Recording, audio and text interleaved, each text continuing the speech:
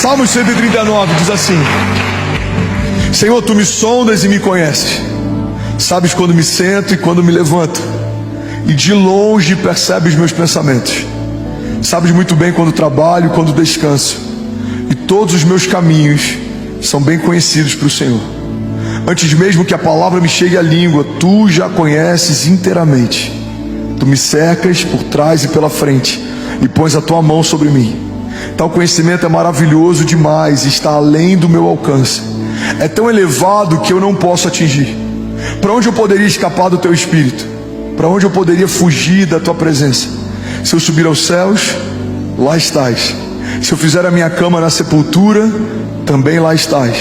Se eu subir com as asas da alvorada e morar na extremidade do mar, mesmo ali a tua mão direita me guiará e me susterá.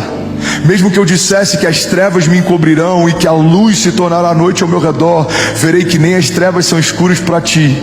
A noite brilhará como o dia, pois para ti as trevas são luz. Tu criaste o íntimo do meu ser e me teceste no ventre da minha mãe.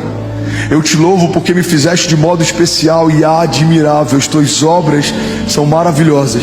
Disso eu tenho plena certeza. Os meus ossos não estavam escondidos de ti, quando em secreto fui formado e entretecido como nas profundezas da terra. Os teus olhos viram o meu embrião. Todos os dias determinados para mim foram escritos no teu livro, antes de qualquer um deles existir. Alguém pode dizer glória a Deus por isso? Esse último versículo, pode até deixar aqui na tela, por favor.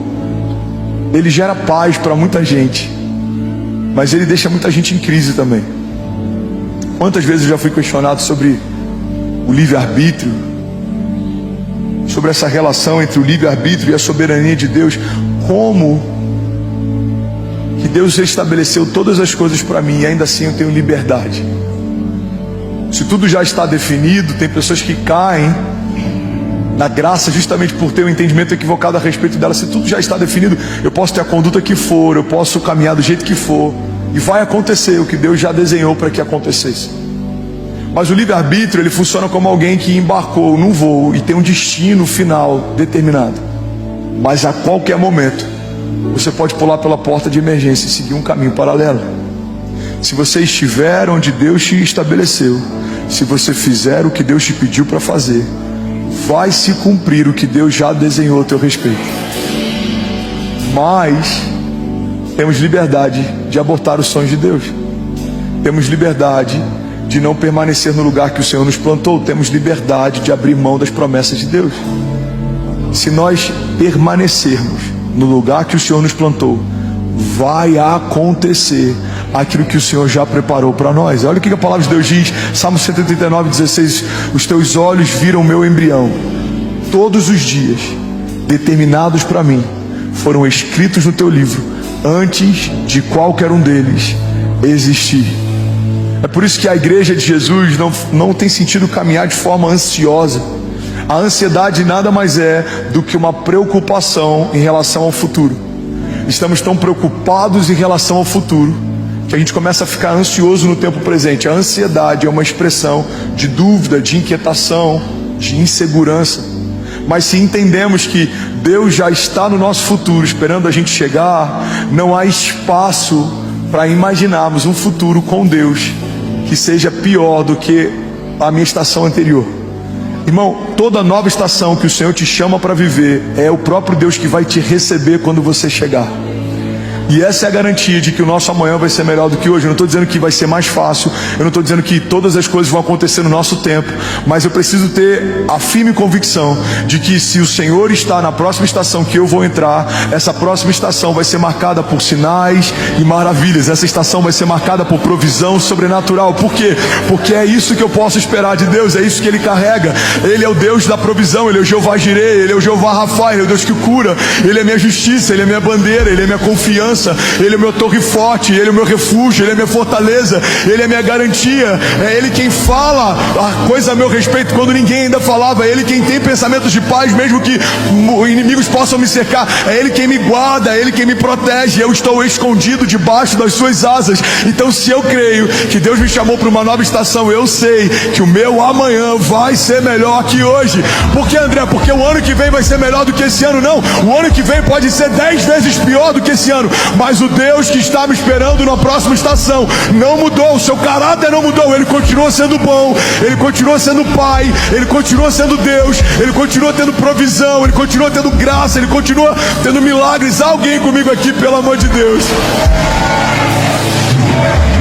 Improváveis aos olhos dos homens não são improváveis aos olhos de Deus.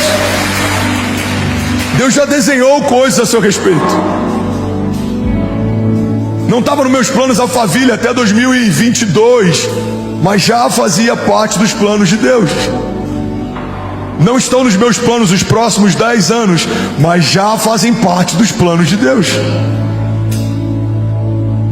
O Deus que já via a Cessi antes da Cessi nascer, o Deus que já conhecia o Ben antes do Ben nascer, o Deus que já se relacionava com a Chloe antes da Chloe nascer.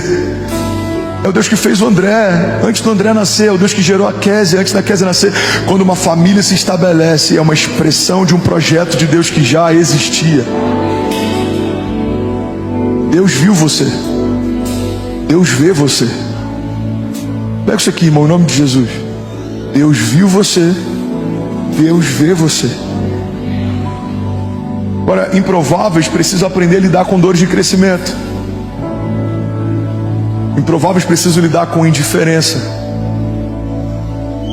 Todo improvável ele é subjugado. Todo improvável, em muitos momentos, ele é deixado de lado.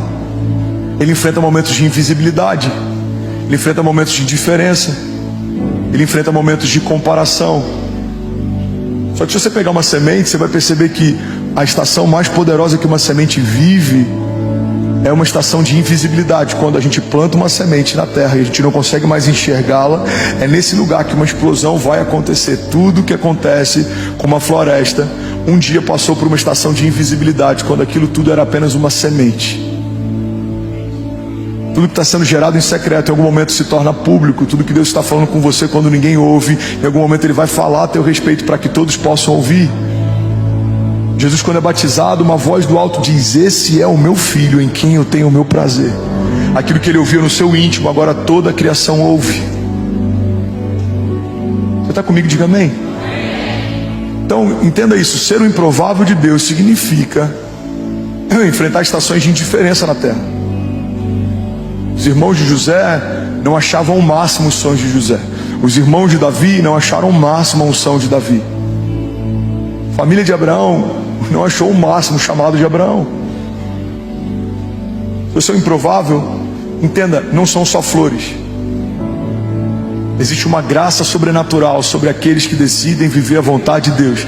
Mas tudo se levanta para fazer você desistir daquilo que Deus chamou para viver. Enfrentaremos indiferença como Noé enfrentou. Uma das frases que eu mais amo: todos achavam Noé estúpido até as primeiras gotas de chuva caírem.